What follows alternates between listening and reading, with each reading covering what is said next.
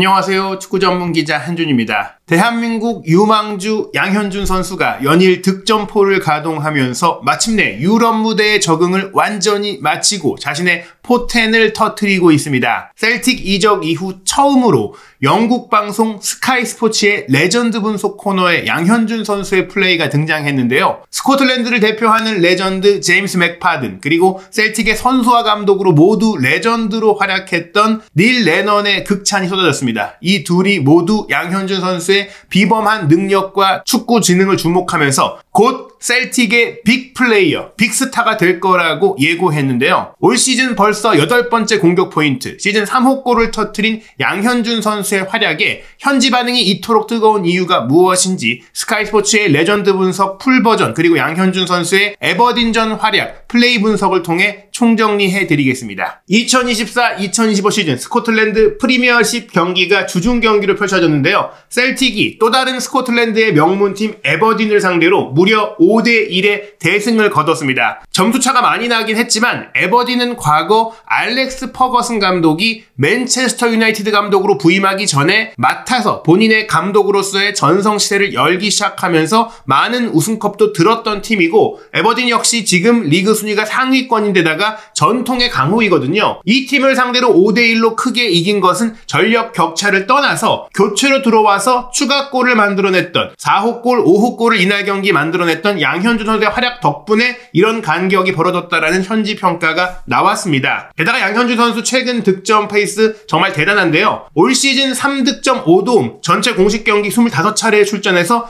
8개의 공격 포인트를 기록하고 있고 출전 시간도 1000분을 넘겼습니다. 리그에서만 16경기 2득점 2도움, 챔피언스 리그도 6경기에 출전해서 바이에른 뮌헨과의 플레이오프 당시 1개의 도움을 기록했죠. 아쉽게 16강 진출에는 실패했지만 양현준 선수 역시 유럽 최고 레벨의 팀들과의 경기에서 자신감을 쌓았습니다. 스코틀랜드 리그컵에서 2경기 출전했고 스코틀랜드 FA컵 1경기에서 1골 2도움 원맨쇼를 펼치면서 승리를 이끈 바가 있는데요. 양현준 선수의 이 공격 포인트는 후반기 최근 들어 나오고 있습니다. 최근 8경기에서 3득점 2도움이니까 현재까지 기록한 8개의 공격 포인트 중 5개가 한 달 사이 최근 8경기 사이에 나왔다라는 것. 이제 양현준 선수가 셀틱의 핵심 선수로 자리를 잡아가면서 자신의 능력을 뽐내기 시작했다는 것이죠. 사실 에버딘과의 경기 양현준 선수는 선발 출전했던 것은 아닙니다. 현재 공격 3톱의 주전 선수는 일본 대표 공격수 마에다가 중앙 공격수, 포르투갈 출신인 조타가 왼쪽 측면 공격수, 그리고 만만치 않은 득점력을 보이고 있는 퀸 선수가 오른쪽 측면의 주전이고요. 양현준 선수는 로테이션 자원 내지 조커로서 쿤 선수가 빠져나갈 때 교체로 들어와서 오른쪽을 맞거나 조타가 빠져나갈 때 왼쪽으로 들어가서 좌우를 오가는 플레이를 하게 되고, 또 마에다와 교차되어 움직이면서 공격 라인에 프리롤에 가깝게 뛰면서 좌우를 가리지 않고 맹활약하고 있습니다. 이번 경기 같은 경우에는 이미 전반전에 3대0으로 앞서가던 상황,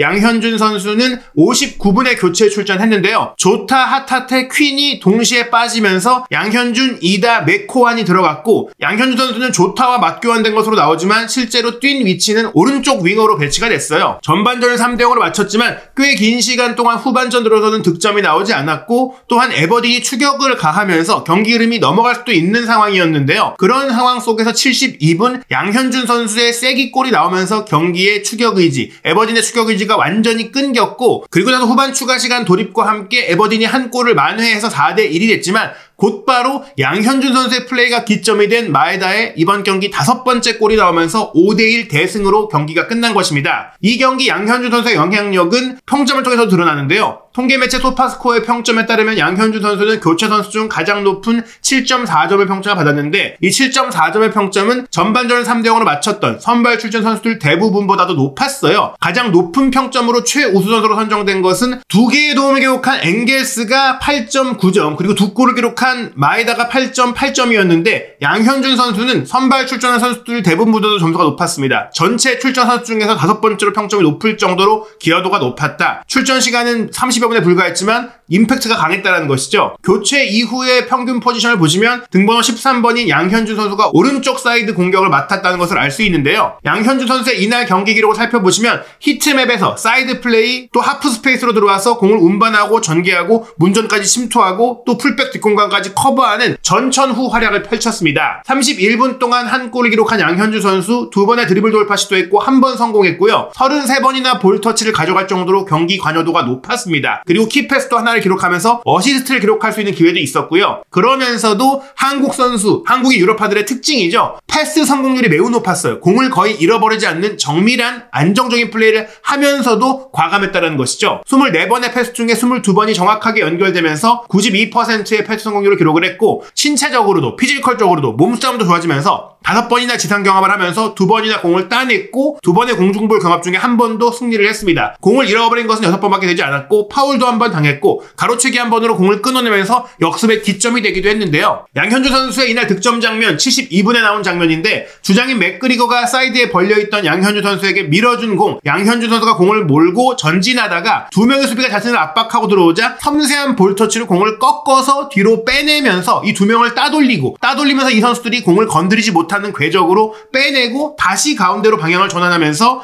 2대1 패스를 주고받고, 이를 통해서 상대가 본인을 마크하지도 못하고 동료를 마크해도 공이 풀어나올 수 있도록 영리한 원투 플레이를 진행한 겁니다. 그리고 이 원투 플레이를 연달아 가져가는데요. 한 차례 원투 플레이로 중앙으로 진입한 이후 다시 본인 쪽으로 상대 수비에 견제가 들어오자 맥코안과 또 한 번 원투를 시도하는데, 원투를 시도함과 동시에 문전 중앙 빈 공간으로 날카롭게 파고들게 되거든요. 이 침투에서 양현준 선수가 또 하나 대단했던 것이, 다시 공을 받을 때 상대 수비가 많이 몰려들었고 정말 틈이 좁았는데, 거기서 섬세한 볼터치로 공이 튕겨져 나가지 않도록 상대가 건드릴 수 없는 위치로 툭 밀어내면서 본인의 확보 범위 안으로 쳐내고, 그 상태에서 슬라이딩 슈팅으로 니어 포스트로 바로 슈팅까지 가져간 이 판단과 기술력이 대단했던 거예요. 이 슈팅으로 4대0이 됐는데, 이 장면이 바로 영국에서 이 경기를 생중계한 스코티시 프리미어십 스카이 스포츠 생중계의 거론이 됐습니다. 이 경기 역시 셀틱을 대표하는 레전드, 스코틀랜드를 대표하는 레전드들이 실제로 스튜디오, 경기장 현장에서 지켜보면서 분석을 했는데, 스코틀랜드 선수로선 최고의 선수로 꼽히죠. 프리미어리그에서도 맹활약을 했던 제임스 맥파든,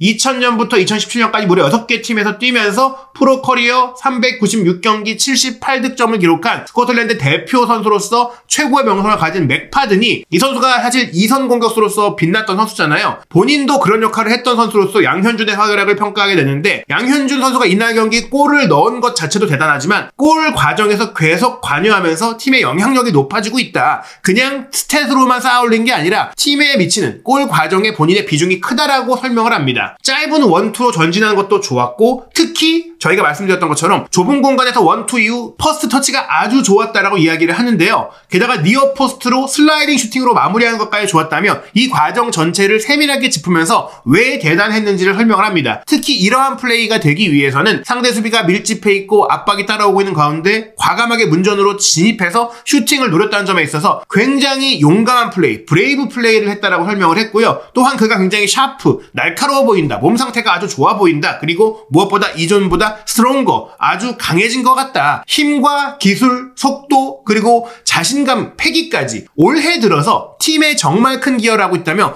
꾸준히 셀틱 경기를 지켜본 레전드 해설위원 입장에서 이 한 경기 반짝이 아니라 꾸준히 양현준 선수가 좋은 퍼포먼스를 보여주고 있다. 특히 그냥 이런 기술적인 면, 신체적인 면을 넘어서 경기 중에 판단력, 디시전 메이킹, 의사결정 능력이 굉장히 좋아졌다라면서, 몇 달 전에 양현준 선수의 플레이를 보면서 조금은 아쉽다, 적응할 수 있을까 우려했던 부분들이 다 개선이 됐기 때문에 오늘 경기는 굉장히 뛰어났다, 특히 오늘뿐 아니라 최근 경기력이 매우 좋다라고 맥파든이 이렇게 길게 찬사를 한 것입니다. 그리고 이 장면에 이어서 마에다가 5대1을 만들었던 득점 장면이 이어지는데요. 후반 추가 시간 2분이었어요. 또 한 번 오른쪽 사이드에 벌려있던 양현준 선수가 본인에게 온 패스를 받고, 에버딘의 측면 미드필더, 풀백 이 2명이 다가오자 또 한 번 이 선수들을 발재간으로 세밀한 볼터치로 제껴내면서 전진합니다. 전진할 때 가속도 좋았고, 가속 이후 수비수들이 무려 5명이 양현준 선수에게 달려들자 또 한 번 사이드로 공을 빼고 원투 플레이를 시도하는데요. 오른쪽으로 공을 빼주고 오른쪽 풀백인 존스턴이 받았을 때 흙을 번쩍 들면서 나에게 달라 하면서 니어 포스트로 잘라 들어갑니다. 여기서 존스턴이 짧게 컷백을 줬다면 양현준 선수가 또 한 번 받아서 슈팅을 때릴 수 있었을 텐데, 양현준 선수에게 수비가 몰리자